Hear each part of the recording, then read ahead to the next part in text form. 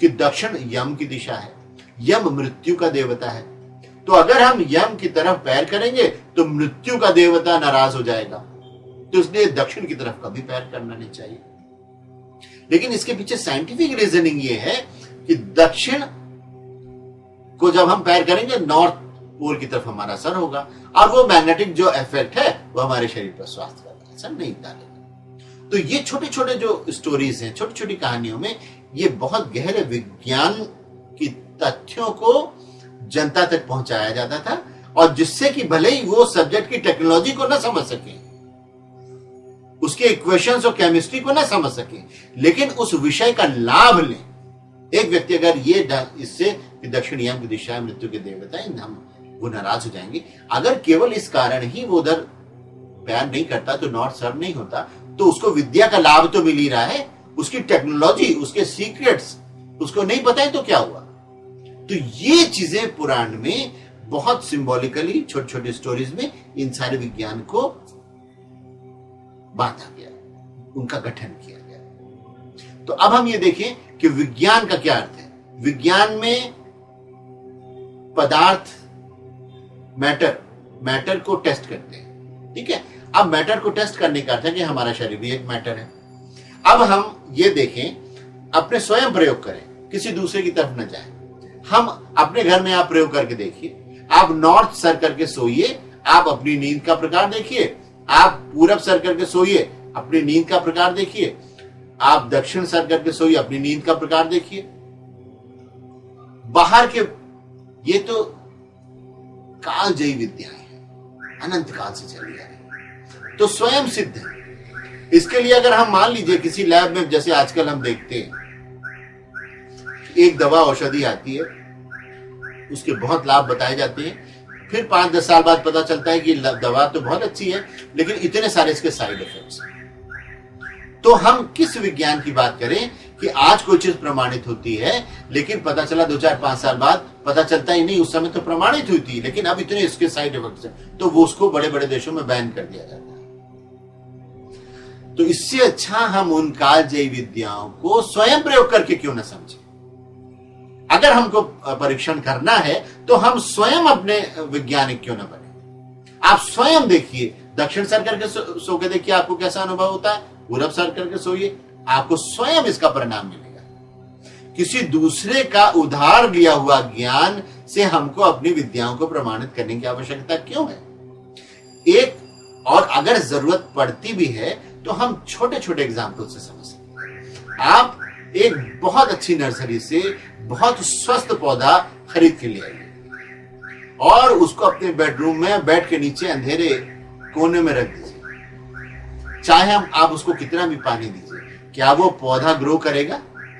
क्या वो पौधा स्वस्थ रहेगा? क्यों नहीं रहेगा? आप तो बहुत बढ़िया जेनेटिकली मॉडिफाइड प्लांट ले आए या नर्सरी में बहुत स्वस्थ पौधा ले आए, क्यों वहां मुरझा गया? बहुत सरल सी, बहुत सीधी सी बात है, इसमें कोई बहुत जटिल विज्ञान की बात नहीं। क्यों? क्योंकि उसको सही ढंग से हवा पानी खाद नहीं मिला। तो ठीक उसी प्रकार एक व्यक्ति, उसकी कुंडली बहुत ओजस्वी तेजस्वी है, बहुत ब्राइट है, लेकिन उसको फल नहीं मिल रहा। ठीक उसी प्रकार जैसे आपने मोबाइल तो बहुत बढ़िया लिया होगा, लेकिन बेसमेंट के अंदर चले गए तो सिग्नल पकड़ ही नहीं रहा, तो वो मोबाइल ऑपरेट नहीं कर पा रहे हो।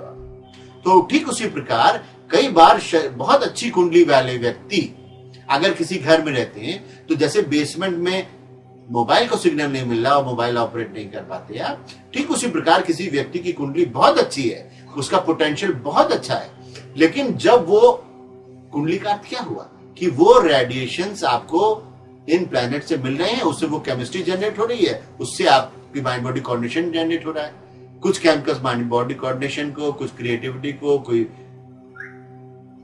आपके जीनियस को डेवलप कराते हैं। अगर वो केमिकल्स का सिक्रेशन नहीं हो रहा तो आप अस्वस्थ हो जाते हैं। जैसे पहले टेप होता था, अगर बढ़िया टेप है, बढ़िया केमिकल लगाए टेप पे तो बहुत अच्छे से टेप होता था, अगर वो घिस गया तो आप उस पर टेप नहीं होता, इसका मतलब वहां केमिकल अब उपलब्ध नहीं है।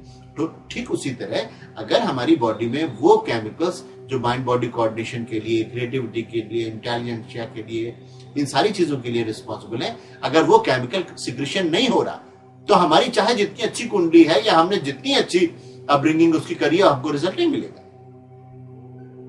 तो ठीक उसी प्रकार अगर उस व्यक्ति को, जैसे मोबाइल बेसमेंट में नहीं चलता है सिग्नल मिलने से, अगर हम मोबाइल को सही जगह ले आते हैं टावर के रेंज में, तो हमको मिलने लगता है। तो ठीक उस प्रकार वास्तु में, जैसे इसके पहले हमने बताया, आयुर्वेद के हिसाब से बात का प्रकृति होती है व्यक्ति की, धातुएं होती हैं। भोजन करते हैं तो रस, रक्त, मांस, मेद, अस्थि, मज्जा, शुक्र, ये रसों का रूपांतरण होते होते बनता है। इसमें कहीं व्यवधान आएगा।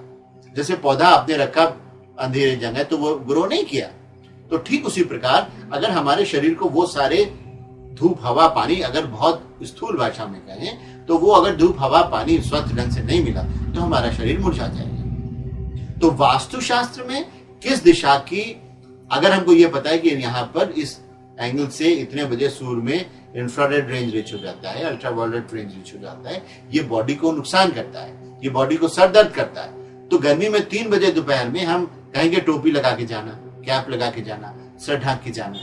क्यों? क्योंकि हमको सूर्य की प्रकृति मालूम है कि गर्मी में 3 बजे जाओगे लू लग जाएगी, गर्मी लग जाएगी, शरीर को नुकसान होगा। ठीक उसी प्रकार हम घर में वास्तु में कौन से सूर्य के प्रकाश को आने देना, कौन से सूर्य के प्रकाश को रोकना, किस तरफ की हवा आने देना, किस तरफ की हवा रोकना, कौन से रेडिएशंस को आने देना, कौन से को रोकना, इन सारी चीजों से हम प्रकृति की इन सारी चीजों को नियोजित करते हैं। जब नियोजित करते हैं तो वो रेडिएशंस, वो प्रभाव हमारे शरीर को स्वस्थ रखते हैं। तो ये विज्ञान बहुत स्पष्ट विज्ञान है। जैसे पौधा ग्रो करता है वैसे ही व्यक्ति का शरीर भी ग्रो करता है, अगर सही चीजें मिलेंगी तो, और नहीं मिलेंगी तो वह स्वस्थ रहेगा। वास्तु में अगर वो सूर्योदय का प्रकाश उसको नहीं मिला, पूरा उसका ईस्ट ब्लॉक है और वो रेडिएशन मिला जिधर इंफ्रारेड अल्ट्रावायलेट रेंज रिच हो जाता है सूरज में, तो वो गुर्गता रहेगी, हाई ब्लड प्रेशर रहेगा, हाइपरटेंशन रहेगा, हमको पता ही नहीं रहेगा। और इसी का हमने घर वास्तु चेंज कर दिया। अब जैसे डॉक्टर्स भी कहते हैं कि ब्लड प्रेशर के लिए आप मॉर्निंग वॉक जरूर कीजिए, शुगर है तो आप वॉक कीजिए। क्यों?